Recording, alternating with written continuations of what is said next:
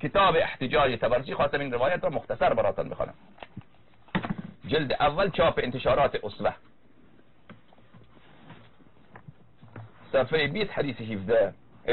امام حسن عسکری علیه السلام فرمودن که امام صادق علیه السلام فرمودن من کان همه فی کسر النواصب عن المساکین من شیعتنا.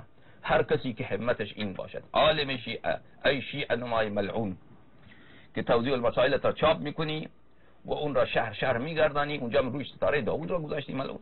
نه اصلا بله، شبکه داری، وبسایت داری، بعد نوبت که به بیان مطائل میرسه میگین حرام، این فحاشیه. افسوس افسوس که شیعیان از دین خود بیگانه شدن. اینها را باید شیعیان آنچنان مثل سگ اینا را ذلیل بکنین، آخوندارا اینها را آنچنان کتک بزنه که اینها دیگر بله از دیگر سر بلند نتوانند بکنن. افسوس افسوس که مؤمن کم، مؤمن با غیرت کم، جوانان مؤمن کم هستند. ای خدا، بله وای از غربت امام امیر المؤمنین علیه السلام، وای از غربت حضرت زهرا سلام الله علیها، وای از غربت امام عصر عجل الله تعالی فرجه الشریف که مردم از مال امام علیه السلام پشت اندر پشت خورده اند.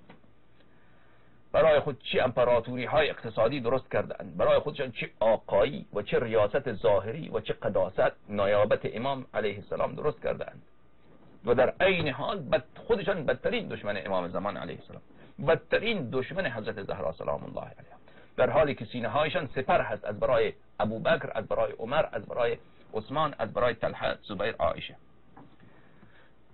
چه مظلومیتی میکشد امام عصر علیه السلام.